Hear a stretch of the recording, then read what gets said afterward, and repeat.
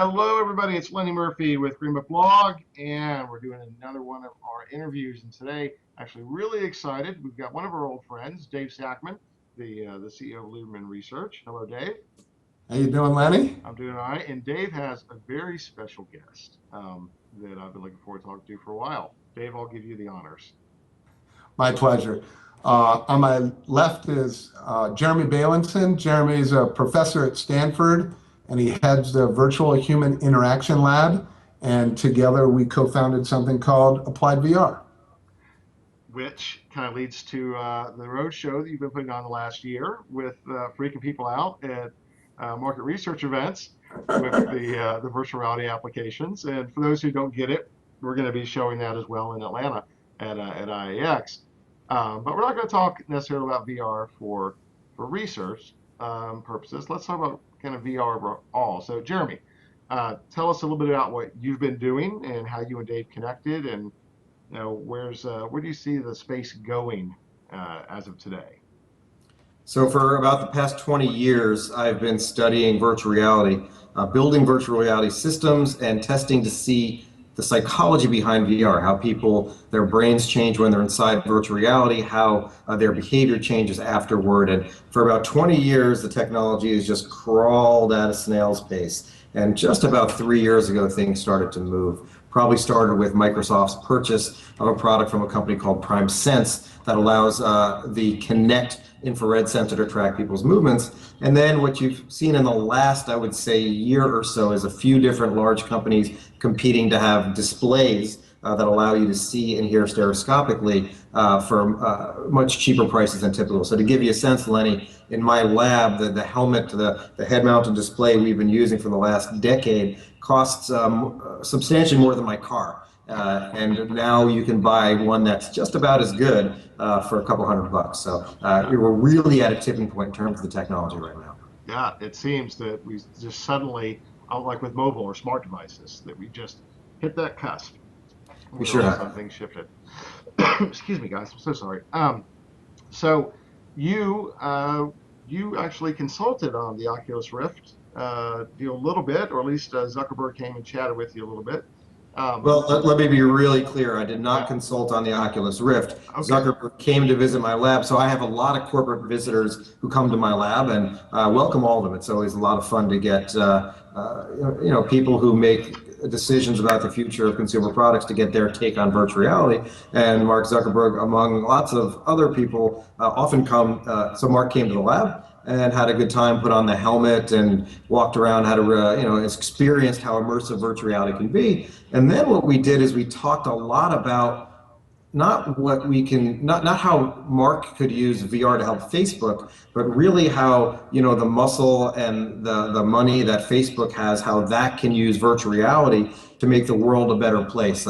Really thinking about a few years from now, when virtual reality is pervasive, when the billion users of Facebook also have got these cheap helmets and are experiencing these immersive worlds, how can we use that to help education, to make people healthier, to make them more altruistic? And I really think that Mark Zuckerberg cares deeply about these things. And we talked a lot about the same thing that Dave and I have been working on, which is how to build products to use virtual reality to help people.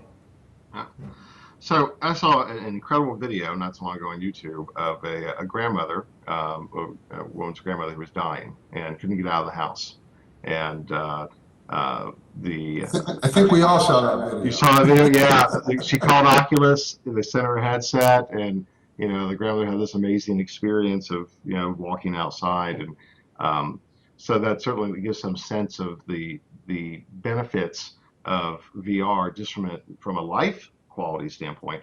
And that actually just touches on it, Lenny. Yeah. I mean, there are so many, you think of them as crazy applications, but they're really applications that can enhance your life in so many different ways. And that's a great example. And I think that video went viral, and a lot of the world has actually seen it. Yeah, it was very, very touching. So without giving away the farm, I know you founded a company and you're working on some cool stuff. What's the low-hanging fruit? What are some of when we look over the next 2 to 3 years, and the state of the technology today and reasonable projections of where it'll be now that there's serious money flowing in from a development standpoint. What are some of the reasonable use cases that we'll see start to really emerge outside of gaming and outside of research? What can you talk about? You want to take that one? That's it. Okay.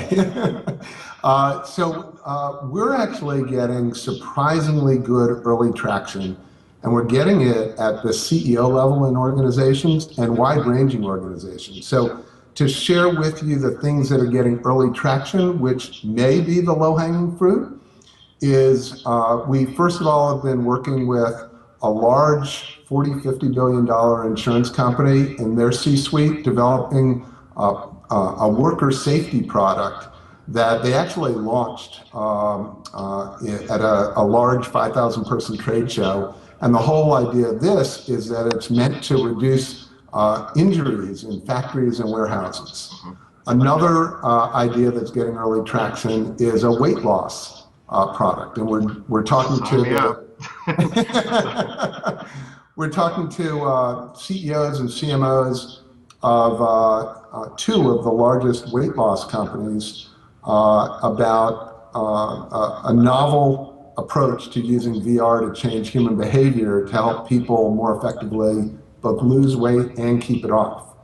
We're finding remarkable early interest in a wide range of health and medical applications. And we're talking to CEOs and chief innovation officers at a couple large health systems.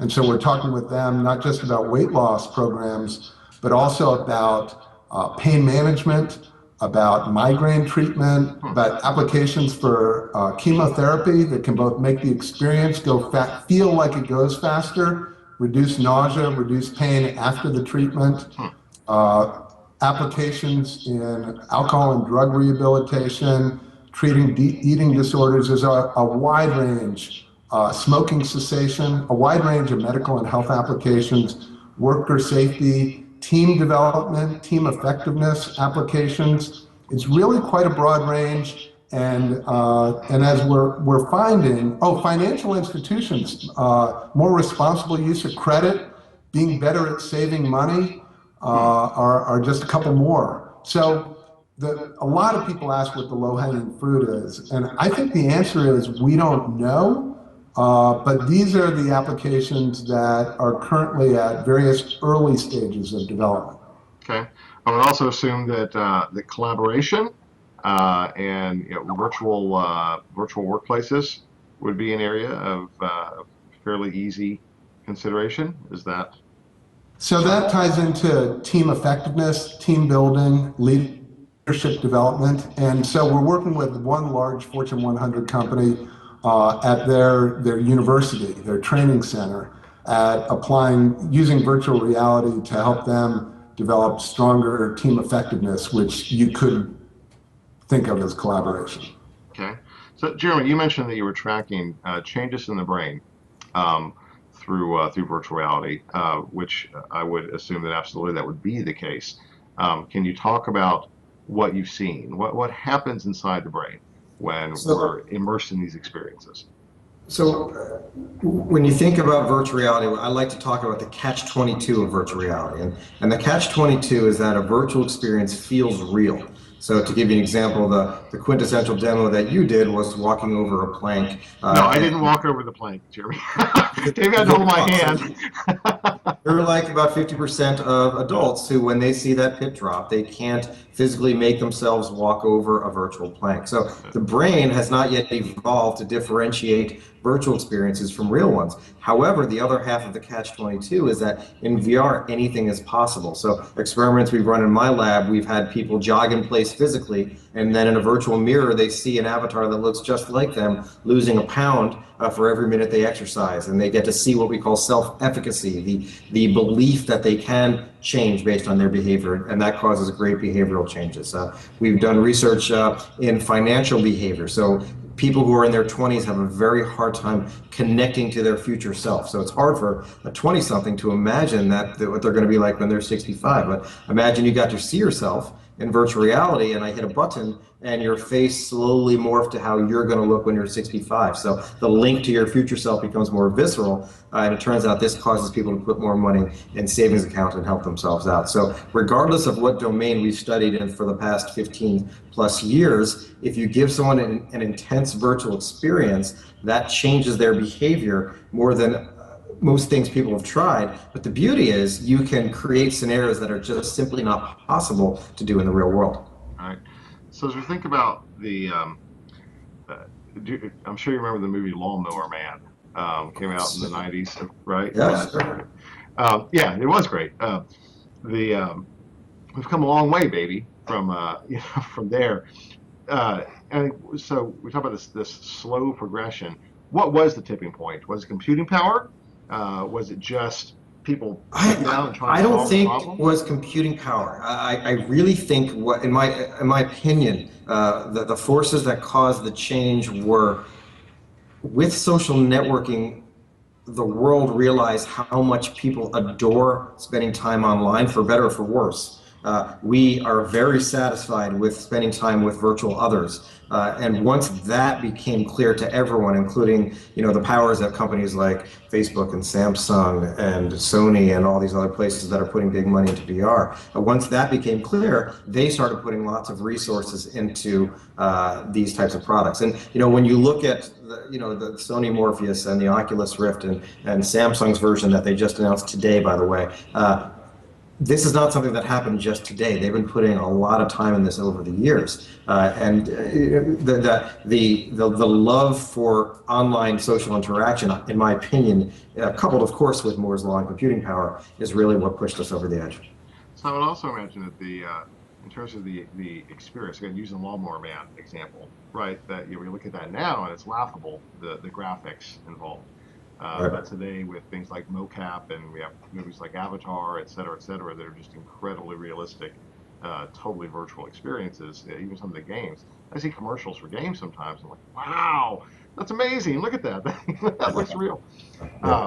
It's actually surprisingly so we do a lot of research on what affordances, what characteristics of the technology of VR cause what we call psychological presence, the belief that you're in VR. And when you line up all the things that make a virtual experience intense, graphics actually comes in closer toward the end. You can get a really compelling psychological experience even when the graphics are medium.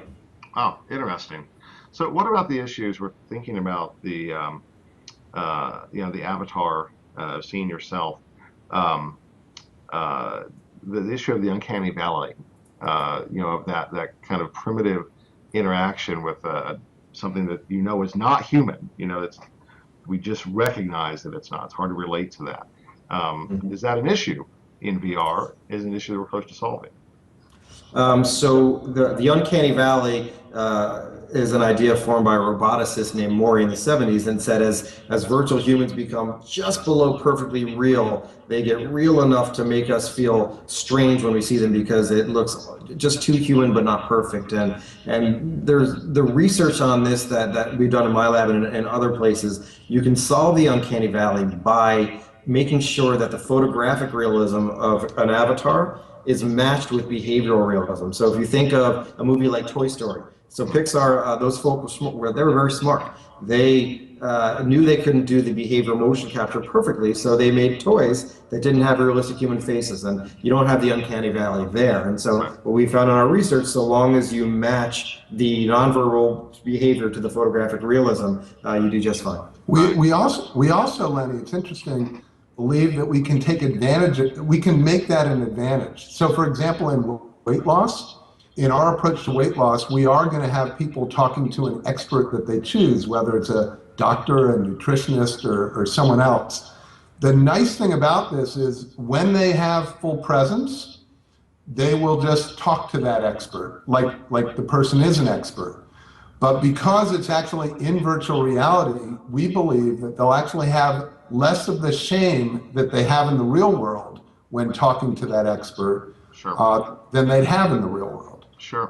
So again, understanding how to get past that issue and at the same time take advantage of it are what make, what give the special sauce to being able to make this effective. No, I can see that. So, I cut my teeth early on in research in IVR, and the studies were that people would be more honest, in an IVR interview than talking to a human because we're not listening for that judging piece of things. So if we're not able to pick up those cues, visually with the person, I get that. So you mentioned Xbox early on with their Kinect system, and so it looks like the new generation of the Kinects, they are able to scan people and then create that avatar almost in real time, excuse me, for gameplay.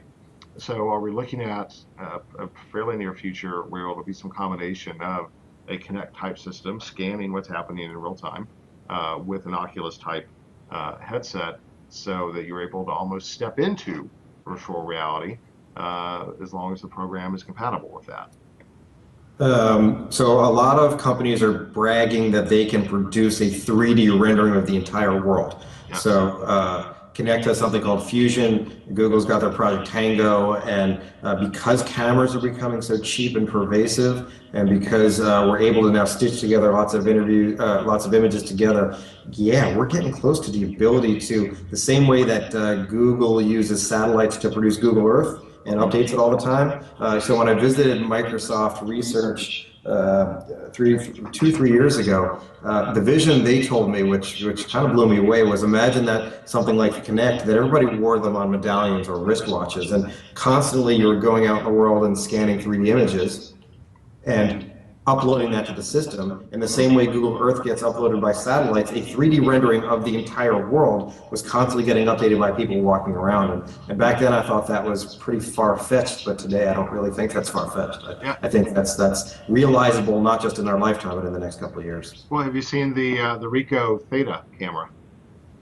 The cameras are incredible. The camera technology in the last couple of years, the field of view, the quality, it's just stunning. Yeah. I mean, Theta does a 360-degree view of everything in its environment. It's pretty amazing. So we'll have that in Atlanta as well. Hopefully, Dave. Actually, they're working with Oculus as well. So we're working in the side behind the scenes to hope that that Ricoh camera can be plugged into your display over the pits in Atlanta to actually give people that immersive experience in real time right there. So anyway, it's a whole other thing. But guys, I promised to keep this short. We're going a little bit longer than I planned, but I could keep off on this for hours and hours. So Jeremy, over the course of the next 12 months, what do you think we're going to see from a consumer perspective? What products are going to hit the market, and what's your prediction, and we won't hold you to it, on a consumer adoption? Because I think that's what's going to drive some of this, obviously.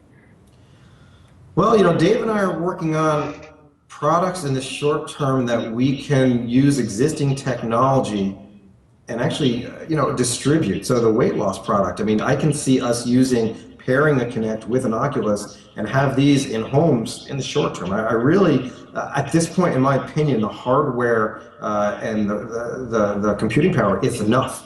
We always ask this question: how immersive is enough from a psychological standpoint? And cheap technology gets you there. And so I think we're not far away from putting this stuff out there. Yeah, I think the weight loss could be out soon. I definitely can see a worker safety product being out there in the next even 6 months. Okay. Very, very cool. Very cool. So Dave, now let's switch gears just for a minute and think about the research applications.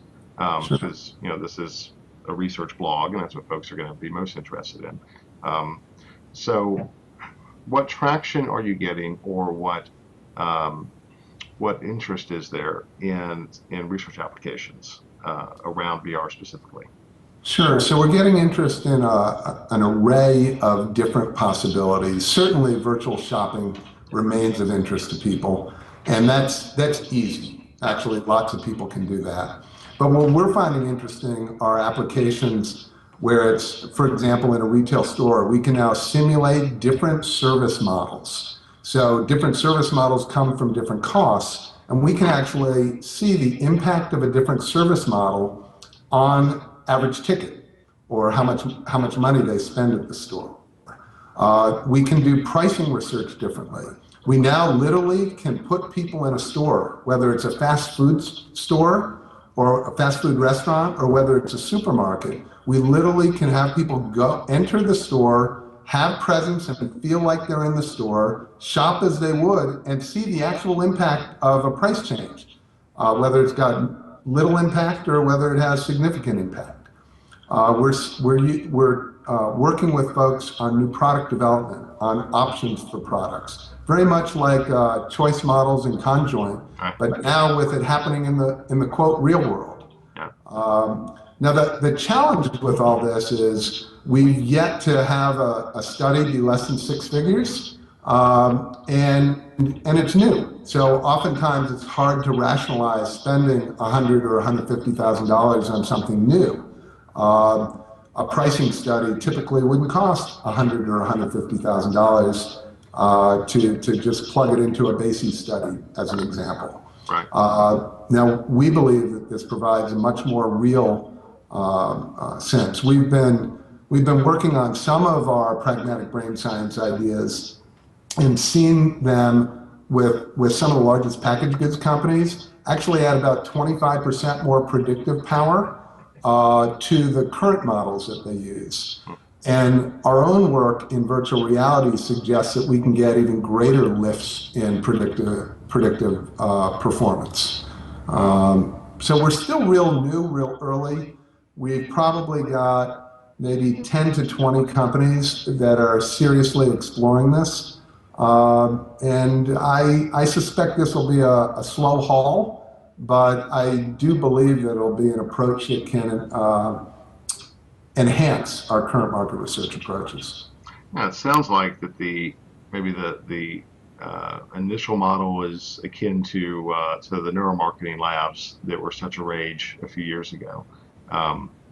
Then we've seen that kind of phase out. I think that the benefit of VR is because of the consumer adoption. Consumers are going to walk around with neuro headsets, right? Unless they're integrated into Oculus at some point, which is probably very likely. But but if we see the consumer adoption of Oculus headsets the next 2 to 3 years, the labs can be phased out into something that's akin to any other type of online research. Well, the nice thing about this also is it's very portable. So to get geographic representation, so we haven't gotten the cost down to the cost of an average research study, but we can get large sample sizes and geographic representation, which was one of the problems with the neuro approaches. Right. And I should just say for the audience, I reference Oculus because that's the device that I'm most familiar with from a media standpoint. We know that the tale is yet to be told on which device is going to gain overall traction. But guys, the nice thing about the Oculus is that we know that 75,000 developers have them in their hands, and there's another couple 100,000 on order, from what I'm told. So we know at the very least, if you would have asked me a year ago how many people have VR headsets, I would have said, a couple hundred, maybe 1,000, 2,000. What I love about Oculus is that hundreds of thousands of people are now going to have this, and even before we get to the next rollout that you were asking about, there's enough now that you can spread this around a little bit. It's neat. Yeah, and it's actually an amazing story, and then seeing the other major companies now come in and trying to duplicate that is even more exciting. So, guys, it is we've gone about 23 minutes. We could go for another 2 hours and 23 minutes, I think. Dave, hopefully we'll have a chance to do that in Atlanta in just a few weeks. Jeremy, I'll extend the invitation. I suspect you can't do it, but we would love to have you come to the Inside Innovation Exchange event in Atlanta. If you decide you want to, let me know. It'd be great to have you. Thank you so much. Thank you. It'd be fantastic, and hopefully we'll have a chance to meet in person at some other point. Fantastic. Guys, this has been wonderful. Any last parting words or thoughts? Anything else that you want to make sure everybody knows? That was just an exciting new world, and it's cliche, but we're happy to be a part of it. Jeremy has been in this world for 20 years, 15 years. For me, it's only been about a year and a half. I think that we're seeing things other people only saw in academics, and we're hoping to be early movers and bring it to a more real kind of commercial state. Yeah. Well, if you're accepting investors, let me know. We'll have that conversation. So, that you're on the right track. Jeremy, any final words from you? Thank you for your time. It was a pleasure. It was a pleasure, absolutely. So have a great long weekend. I appreciate it, guys. You too. Thanks. Take care.